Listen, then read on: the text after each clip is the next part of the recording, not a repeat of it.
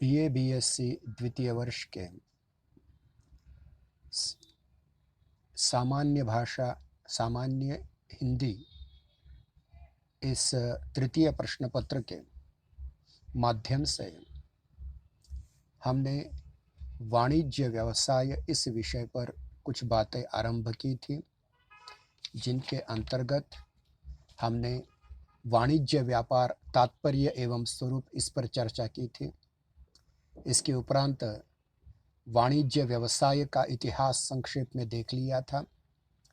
साथ ही साथ हमने व्यापार के साधन, जिनमें परिवहन के साधन, बैंक एवं वित्तीय संस्थाएं, बीमा साधन, सरकारी और अर्ध सरकारी तंत्र साधन, जनसंचार माध्यम और विज्ञापन इत्यादि की चर्चा की थी।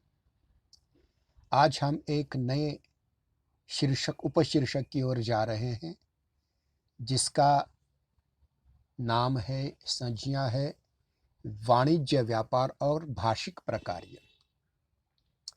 देखिए, अब तक हमने जो कुछ सीखा है, वाणिज्य क्या होता है, व्यापार क्या होता है, भारत किस प्रकार से वाणिज्य प्रधान व्यवस्था है, और इसको लेकर के एक चर्चा करते समय कुछ बातें हमने स्पष्ट रूप से आपके सम्मुख कही थी।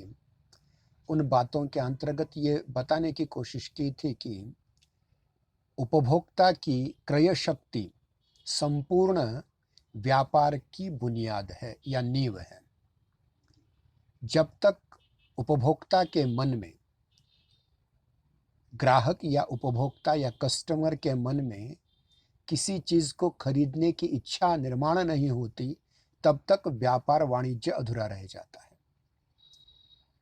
और इस दृष्टि से भाषा का प्रकार ये अत्यंत महत्वपूर्ण है।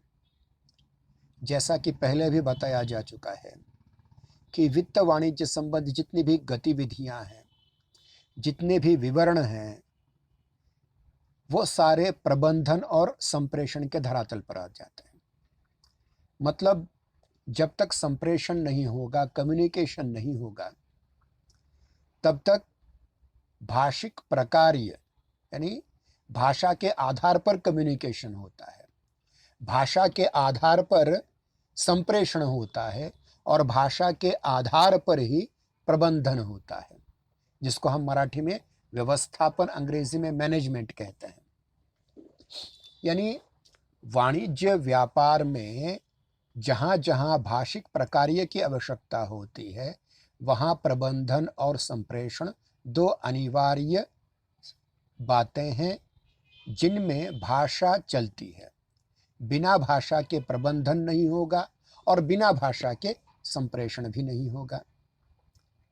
और ध्यान रखिए कि संप्रेषण और प्रबंधन के धरातल पर भाषिक बहुत सारी प्रयुक्तियां निर्माण होती हैं।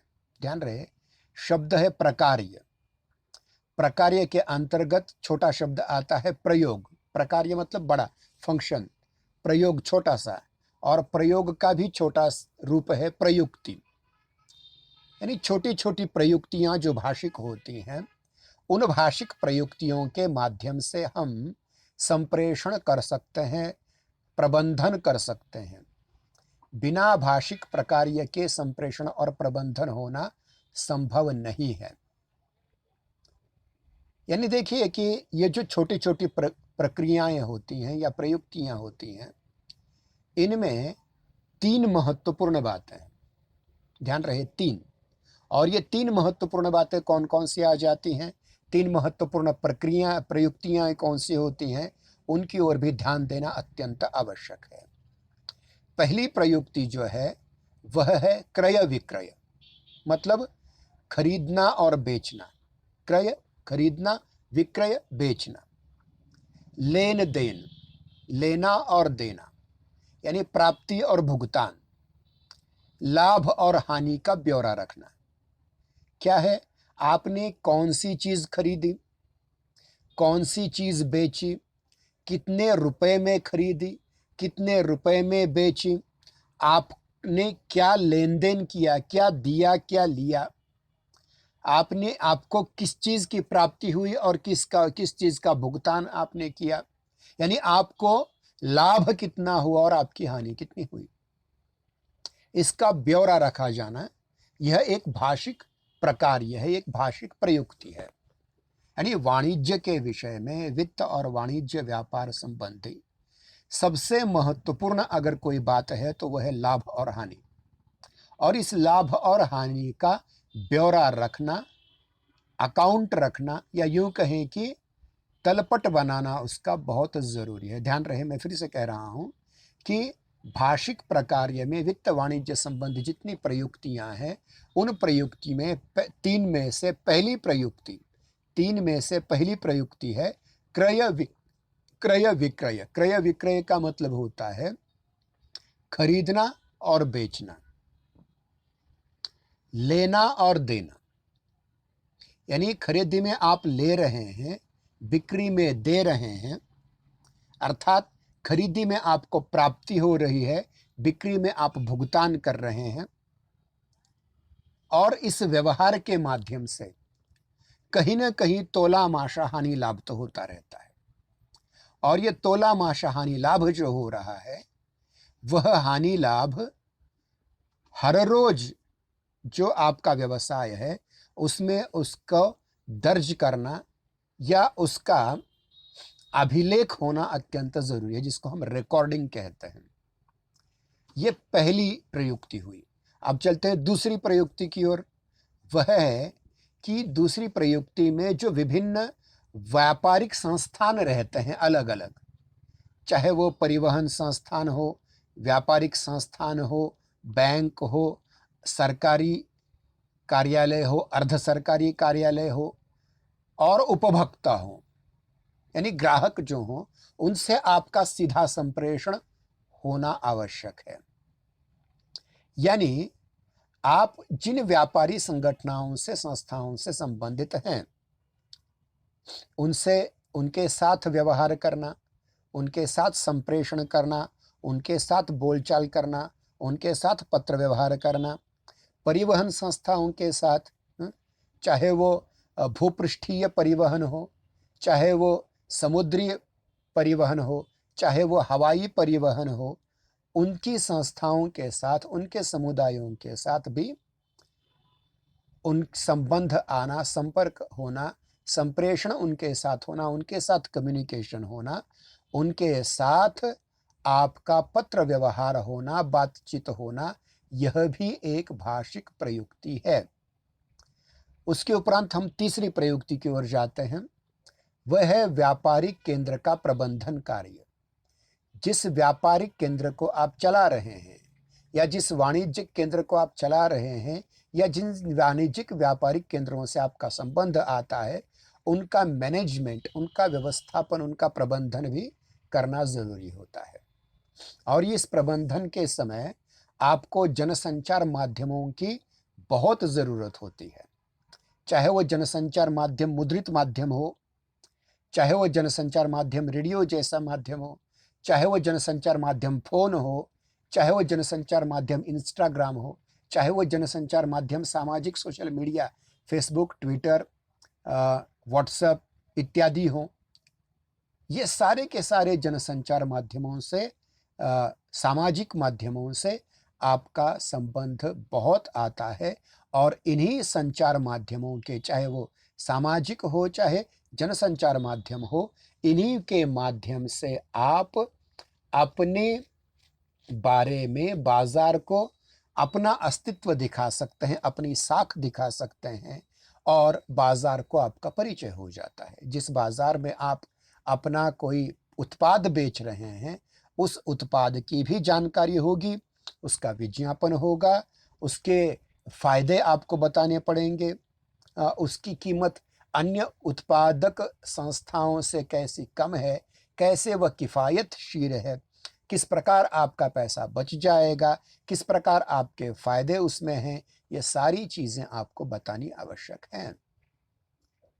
अब देखिए, इसमें से पहले ही जो बात है कि आपकी खरीदी बिक्री का लेखा रखना, आर्थिक लेखा जोखा, वो बहुत महत्वपूर्ण है। वित्त वाणिज्य संबंधी आप जितना भी व्यवहार करें, उस व्यवहार को आर्थिक या वित्तीय रूप में उसे बही खाते के रूप में उतारना बहुत ज़रूरी है, उसका लेखा रखना बहुत ज़रूरी है।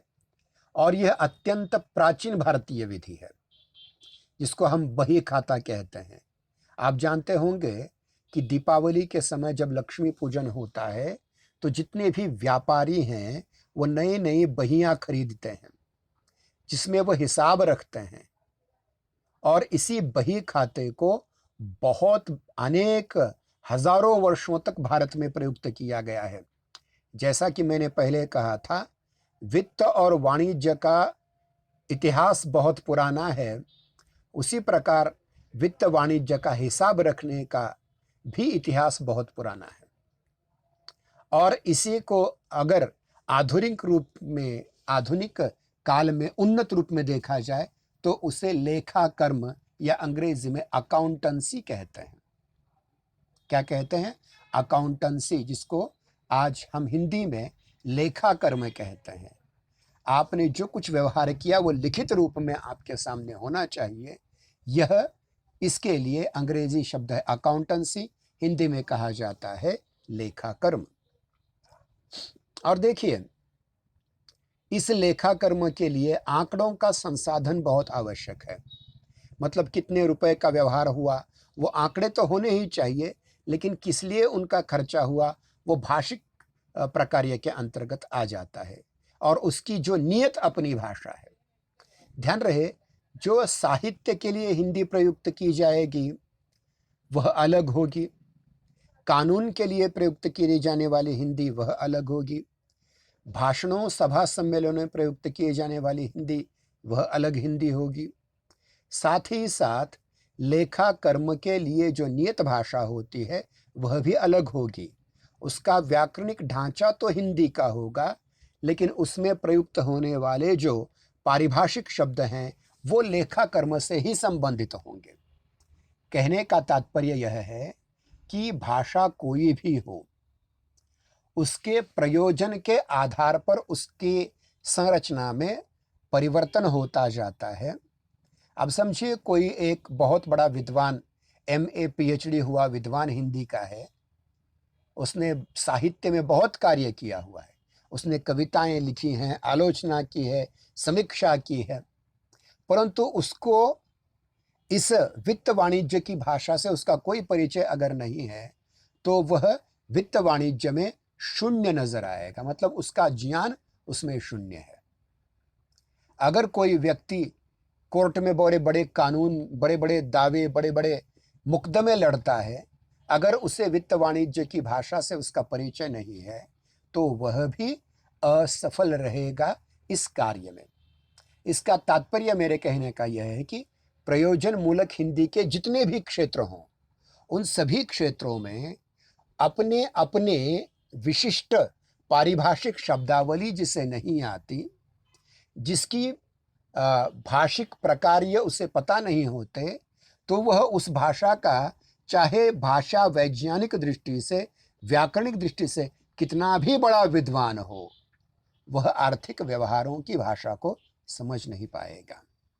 अतः ये जरूरी है कि प्रयोजन मूलक हिंदी के जितने भी क्षेत्र हैं, चाहे वो कानून या विधि का क्षेत्र हो, चाहे शिक्षा का क्षेत्र हो, चाहे राजनीति का क्षेत्र हो, चाहे मनोरंजन की भाषा का क्षेत्र हो, चाहे मीडिया की भाषा का क्षेत्र हो, चाहे आर्थिक या वित्तीय व्यवहारों की भाषा का क्षेत्र हो, उसमें उसमें हमेशा आपको ये बात नजर आएगी कि आप इस भाषा, हाँ, अपना, कृपया अपना माइक बंद करें और वीडियो बंद करें और केवल सुने। तो मैं कह रहा था कि आपको ये जरूरी है कि आप इस बात को समझें कि भाषा चाहे जो भी हो, वह अपने कार्यक्षेत्र के अनुसार अपनी संरचनात्मक विशेषताओं को समझ लेती है, पहचान लेती है, और वह अपने व्यवहार वृत्त से बाहर के शब्दों का प्रयोग नहीं करती। ठीक उसी प्रकार से आपको ये जानना जरूरी है कि भाषिक आधार पर जो प्राचीन काल से बही खाते का व्यवहार होता आया है, आज वह अकाउंटेंसी या लेखा कर्म के रूप में प्रयुक्त होता है। इसकी अपनी एक नियत भाषा होती है, इसकी एक अपनी विधि होती है, विधि मतलब पद्धति होती है, किस प्रकार से हम हिसाब किताब रखें, किस प्रकार से हम लिखें उसे। तो इसमें क्या क्या होता है? हाँ, रोहित, रोहित अपने सामने का माइक म्यूट करो, आवाज आपकी आ रही है, वो आवाज बंद कीजिए। हाँ, बराबर है, ठीक है, योग्य, धन्यवाद। तो देखिए लेखा कर्म में क्या क्या होता है, यानी अकाउंटेंसी का जो विषय है, अकाउंट को अगर आपको करना है, लेखा खाता लिखना है, बही खाता लिखना है, तो उसके दो तीन बातें होती हैं जो आप व्यवहार करते हैं, यानी किस व्यक्ति को कितना पैसा दिया, किस व्यक्ति से कितना पैसा आया, कितनी राशि आई, कितना धन आया, उसका हिसाब रखने में आपको ये सारी प्रविष्टियाँ, छोटे छोटे प्रविष्टियाँ, कितने पैसे आए कितने पैसे गए, इसको जो आप हिसाब किताब में रखते हैं उसको हिंदी में कहा जाता है पुस्तक पालन, मराठी में पुस्तक पालन। पुस्तक पालन या पुस्तक पालन भारत में कहा जाता है, जिसको अंग्रेजी में कहा जाता है बुक कीपिंग। यानी इस बुक कीपिंग में आपने दी हुई प्रविष्टियों की जांच की जाती है, मतलब इतना पैसा आया, इस कारण से आया, इस कारण के लिए पैसा गया, इस कारण के लिए खर्च हुआ और इतना बचा। ये बहुत महत्वपूर्ण चीजें हैं। उसके उपरांत पुस्तक पालन के बाद दूसरी चीज आती है, वह है तलपट बनाना, जिसको अंग्रेजी में बैलेंस शीट या ट्रायल बैलेंस कहते हैं, जिसमें एक सारणी होती है और सारणी में, जिसको अंग्रेजी में टेबल कहा जाता है, और उसमें 4 स्तंभ होते हैं और एक स्तंभ में किस व्यवहार के लिए पैसे दिए गए, आए किस प्रकार से, किस व्यवहार के लिए पहले 2 स्तंभों में आएगा और दिए किस व्यवहार के लिए वो दूसरे 2 स्तंभों में आ जाएगा। इसे कहा जाता है ट्रायल बैलेंस। इसी को बहुत यानी बैलेंस शीट भी कहा जाता है। आय और व्यय, आय और व्यय मतलब पैसा कैसे आया और कैसे खर्च हुआ, उन बातों का जो एक व्यवस्थित संतुलित रूप जिसे कहा जाता है, उसको बैलेंस शीट कहा जाता है। उसी को हिंदी में तलपट कहते हैं, उसी को ट्रायल बैलेंस भी कहा जाता है। इसमें क्या बनाया जाता है, इसमें अलग अलग खाते बनाए जाते हैं, जैसे ये माल का खाता, जो माल आपने खरीदा है वो माल खाता बनाया जाता है, लाभ हानि का खाता बनाया जाता है, उसमें चिट्ठा बनाया जाता है, कभी कुछ गलती से ज़्यादा पैसे कम ज़्यादा दिए गए तो भूल सुधार खाता बनाया जाता है, और ये सारे लेखे खाते बनाने के उपरांत समायोजन किया जाता है। समझिए 100 रुपये हमारे पास आए हैं किसी व्यक्ति की ओर से, और उन 100 रुपयों को हमने किसी प्रकार से उसका विनियोजन किया है, किस काम के लिए उनका प्रयोग किया गया है, 100 आए 100 गए बाकी शून्य, ये किस प्रकार से तलपट बनाना चाहिए, यह भी अत्यंत महत्वपूर्ण बातें हैं। इनको समझना बहुत ज़रूरी है। मतलब चाहे माल खाता हो, चाहे लाभ हानि खाता हो, चाहे चिट्ठा बनाना हो, भूल सुधार का लेखा हो, ये सारी चीज़ें तलपट के अंतर्गत आती हैं। और ये जो लेखा कर्म होता है, जिसको हम अकाउंटेंसी कहते हैं, वो अकाउंटेंसी भी 3 प्रकार की होती है। 3 प्रकार के उसके अंतर्गत लेखा खाते बनते हैं। पहला होता है वित्तीय लेखा। वित्तीय लेखा, जिसको अंग्रेजी में फाइनेंशियल या फिनेंशियल अकाउंट कहते हैं, वो बनाना पड़ता है। फिर उसके बाद हर माल की जो कॉस्ट है, कॉस्ट यानी लागत मूल्य जितना है, उसके आधार पर एक खाता और बनाया जाता है, जिसको कहा जाता है लागत खाता, जिसको अंग्रेजी में कॉस्ट अकाउंट्स कहते हैं। और तीसरा होता है परिमाण लेखा, जिसको अंग्रेजी में क्वांटिटेटिव अकाउंट्स कहते हैं। मतलब देखिए 3 प्रकार के अकाउंट आपको आने चाहिए। वह है वित्तीय लेखा, जिसको अंग्रेजी में फाइनेंशियल अकाउंट या फाइनेंशियल अकाउंट कहा जाता है। दूसरा है लागत खाता, लागत मूल्य खाता, जिसको अंग्रेजी में कॉस्ट अकाउंट कहा जाता है। और तीसरा है परिमाण लेखा, जिसको अंग्रेजी में क्वांटिटेटिव अकाउंट कहा जाता है, जिसमें क्वांटिटी परिमाण बहुत महत्व है, परिणाम नहीं, परिमाण, परिमाण, परिमाण, ये परिमाण खाता है। यानी देखिए कि व्यापार और वाणिज्य का जो आर्थिक लेखा जोखा रखा जाता है, उसकी अत्यंत प्राचीन प्रणाली हमारे पास बही खाता के रूप में है। लेकिन आज उसे अत्याधुनिक रूप में अगर देखा जाए तो उसे हम लेखा कर्म कहते हैं, जिसको अंग्रेजी में अकाउंटेंसी कहा जाता है। और इस अकाउंटेंसी में एक नियत भाषा का प्रयोग करना पड़ता है, नियत पारिभाषिक शब्दों का प्रयोग करना पड़ता है। और सबसे महत्वपूर्ण चीज़ है कि इसके लेखा जोखा रखने की एक विशिष्ट पद्धति है, उस पद्धति को भी ध्यान में रखना पड़ता है। और उसके अनुसार आपको तलपट बनाना पड़ता है, जिसको अंग्रेजी में बैलेंस शीट या ट्रायल बैलेंस कहते हैं, जिसमें कितने पैसे आए, कितने पैसे गए, कितनी आय है, कितना व्यय है, और अंत में बैलेंस दोनों का शून्य शून्य बन जाता है। इसको लेकर के बहुत सी बातें होती हैं, जिनके अंतर्गत माल खाता या गुड्स अकाउंट बनाना, जिसके आधार पर लाभ हानि खाता बनाना, चिट्ठा बनाना, भूल सुधार के खाता या लेखा बनाना, और समायोजन लेखा बनाना, ये उसके प्रमुख भाग हैं।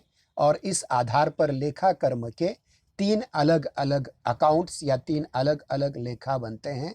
इसमें पहला है वित्तीय लेखा, जिसको अंग्रेजी में फाइनेंशियल अकाउंट कहा जाता है। दूसरा है लागत मूल्य लेखा या लागत लेखा, जिसको अंग्रेजी में कॉस्ट अकाउंट कहा जाता है। और तीसरा है परिमाण लेखा, जिसको अंग्रेजी में क्वांटिटेटिव अकाउंट कहा जाता है। अब ध्यान रखें, जो वित्त, व्यापार, वाणिज्य संबंधी जितने भी व्यवहार हैं, उन सभी व्यवहारों का कच्चा चिट्ठा, पक्का चिट्ठा बनाना ज़रूरी है। क्योंकि दुनिया में देखिए, आप हर चीज़ में उदारीकरण की प्रवृत्ति अपना सकते हैं, लेकिन पैसे का हिसाब जैसा का वैसा यथावत रखना पड़ता है। उसमें तोला माशा की वृद्धि भी नहीं हो सकती और तोला माशा की कमी भी नहीं हो सकती। इसलिए ये पक्का होना चाहिए, कितना पैसा आया, कितना पैसा गया, इसका बराबर हिसाब होना चाहिए। और ध्यान रहे, ये सब करने के लिए आपको भाषिक प्रकार्य से, आपको भाषिक प्रयुक्तियों से गुजरना पड़ेगा। यानी व्यापारिक व्यावसायिक संप्रेषण कार्य में मौखिक तथा लिखित दोनों प्रकारों का प्रयोग होता है। कभी कभी वचन देते हैं, इस मोबाइल का कितना भाव है, हाँ इसके 21,000 रुपये का मोबाइल है। ये पावर बैंक है, इसकी कीमत क्या है, इसकी कीमत 500 रुपये है। ये केबल है, इसकी कीमत 150 रुपये है। ये मास्क है, इसकी कीमत 10 रुपये है। तो ये जो मौखिक बात है, ये भी कही जा सकती है और उसका लिखित रूप भी रखना पड़ता है। और जब ये लिखित रूप आप रखते हैं तो वह भी अत्यंत ज़रूरी हो जाता है। यानी ये इसलिए आवश्यक है कि हम मौखिक रूप में जो बोलते हैं वो थोड़ी देर के बाद भूल भी सकते हैं।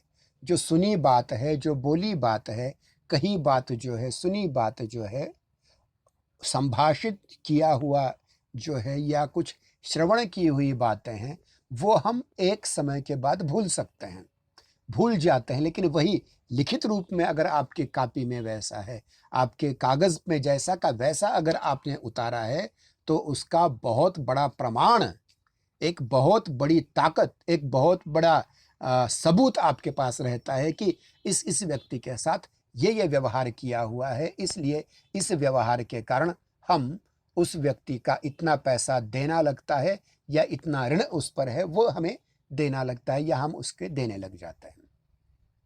इसलिए मौखिक और भाषिक दोनों प्रकार, मौखिक और लिखित दोनों प्रकार के भाषिक प्रकारों से हमें गुजरना पड़ता है, उनका प्रयोग किया जाता है। मौखिक संप्रेषण में संवाद आ जाता है, मैं बोल रहा हूँ, आप सुन रहे हैं, आप बोल रहे हैं, मैं सुन रहा हूँ। बैठकें आ जाती हैं अलग अलग, इस विषय पर करार करना है तो बैठक, बातचीत शुरू करें। कभी कभी सम्मेलनों में ऐसे व्यवहार किए जाते हैं, ऐसे प्रस्ताव उच्चरित रूप में या मौखिक रूप में रखे जाते हैं, जिनका अनुमोदन किया जाता है। कभी कभी टेलीफोन पर बात करते हैं, मोबाइल पर बात कर लेते हैं। ये सारी चीज़ें, ये सारी जो भाषिक प्रकार्य हैं वो मौखिक प्रकार्य के अंतर्गत आ जाते हैं। और लिखित प्रकार्य के अंतर्गत देखा जाए तो जितने भी प्रतिष्ठान होते हैं, संस्थाएं होती हैं, संस्थान होते हैं, अर्ध सरकारी कार्यालय होते हैं, सरकारी कार्यालय होते हैं, उपभोक्ताओं को दिए गए समाचार होते हैं, संविदाएं होती हैं, करार होते हैं, फॉर्म होते हैं, विवरण होते हैं, प्रबंधन सूचनाएं होती हैं, प्रचार प्रसार सामग्री होती है, विज्ञापन लिखित रूप में हो जाते हैं। इन सारी चीज़ों को लिखित रूप में रखा जाता है। इसलिए केवल लेखा बही या बही खाता बनाना इतने तक लिखित संप्रेषण सीमित नहीं है, अपितु उससे भी आगे जा करके, अपितु उससे भी बहुत आगे जा करके मौखिक और लिखित दोनों प्रकार का संप्रेषण आपको वित्त, वाणिज्य एवं व्यवसाय की भाषा के रूप में लेना पड़ेगा, जिनमें मौखिक संप्रेषण में आपसी संभाषण, आपसी संवाद, बैठकों में हुआ संवाद, सम्मेलनों में हुई बातें, साक्षात्कार, एक दूसरे की मुलाकात में क्या बातें हुई, टेलीफोन पर या मोबाइल पर हुई बातें, ये सारे वाचिक या भाषिक यानी इसे हम मौखिक संप्रेषण के प्रकार ये कह सकते हैं। और लिखित संप्रेषण के अंतर्गत प्रतिष्ठानों यानी फाउंडेशंस, संस्थानों, सरकारी कार्यालयों, अर्ध सरकारी कार्यालयों, उपभोक्ताओं के समाचार, संविदाओं, करारों, अलग अलग फॉर्म्स, विवरण, प्रबंधन सूचना यानी जिसको हम व्यवस्थापन संसूचना भी कह सकते हैं, और प्रचार सामग्री, किसी एक माल को प्रचार किया जाता है वो विज्ञापन के माध्यम से। ये सारी चीज़ें आपके ध्यान में आनी चाहिए। ये सारा का सारा भाषिक प्रकार्य है। और इस भाषिक प्रकार्य में सबसे महत्वपूर्ण चीज़ है कि ये जो सारे जो प्रकार्य हैं अलग अलग, इन प्रकार्यों में प्रयुक्त होने वाले शब्द एक अलग स्तर के होते हैं, उनके स्रोत अलग होते हैं, उनकी व्युत्पत्ति अलग प्रकार से होती है, उनका प्रयोग अलग प्रकार से होता है। इसलिए ध्यान में रखना यह ज़रूरी है कि आप जिस भाषिक संप्रेषण को लेकर के बात करते हैं तो वह एक विशिष्ट भाषा रूप के संदर्भ में, मतलब ये वित्त वाणिज्य की भाषा, यह कानून की भाषा, यह विज्ञान की भाषा, यह शिक्षा की भाषा, यह राजनीति की भाषा, यह सामाजिक कार्यों की भाषा, वैसे ही वित्त और वाणिज्य संबंधी भाषा का एक अलग विभिन्न विलग रूप भी हमें देखने को मिलता है, जिसके माध्यम से हम भाषिक प्रकार्य मौखिक और लिखित दोनों पद्धति से करते हैं। यानी एक विशिष्ट भाषा रूप होता है, यानी इसी भाषा रूप को जिस भाषा के विशिष्ट रूप का आप वित्त, वाणिज्य, व्यवसाय के लिए प्रयोग करते हैं, छोटी छोटी प्रयुक्तियां करते हैं, उसी भाषा रूप को आगे चल करके वाणिज्य, व्यापार, व्यवसाय विषयक हिंदी कहा जाता है। उसी को क्या कहा जाता है? वाणिज्य, व्यापार, व्यवसाय संबंधी हिंदी कहा जाता है। और इसमें प्रयुक्त जो छोटी मोटी प्रयुक्तियां होती हैं उनको भी महत्वपूर्ण संज्ञाएं दी जाती है, भाव दिया जाता है। यानी ये स्पष्ट है कि अनेक उपप्रयुक्तियों के संकलन से, समुच्चय से एक प्रयुक्ति बनती है, अनेक प्रयुक्तियों से एक प्रयोग बनता है, अनेक प्रयोगों से एक प्रकार्य बनता है, जिसमें यानी छोटी से छोटी एक उपप्रयुक्ति में आपको शब्दों का चयन करना पड़ता है, वाक्यों का चयन करना पड़ता है, और ये शब्द और वाक्य अपने निश्चित संदर्भ में प्रयुक्त होने चाहिए।